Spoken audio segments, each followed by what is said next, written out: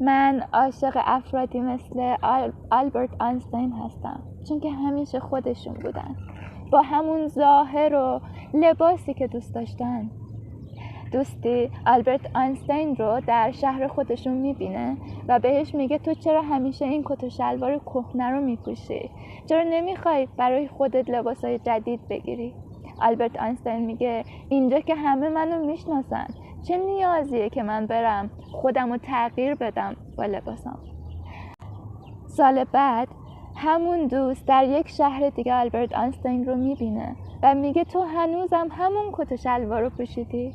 آلبرت آینشتین میگه اینجا که دیگه کسی منو نمیشناسه، چه نیازیه که برم لباسامو تغییر بدم؟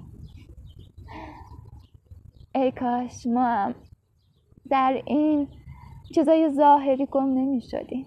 اگه آلبرت آینشتین شد، برای این بود که داشت برای خودش زندگی میکرد، نه برای دیگران.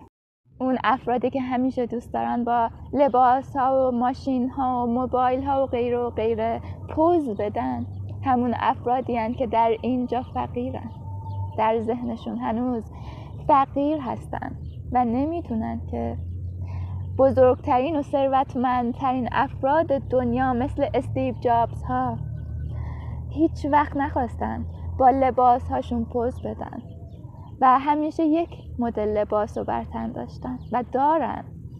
منم خیلی دوست دارم این کار رو انجام بدم، یک لباس سفید انتخاب کنم و همیشه همون مدل رو، همون سبک رو بپوشم و خودم رو راحت کنم از تایمی که باید بذارم لباس انتخاب کنم، برم لباس ببینم چی بخرم.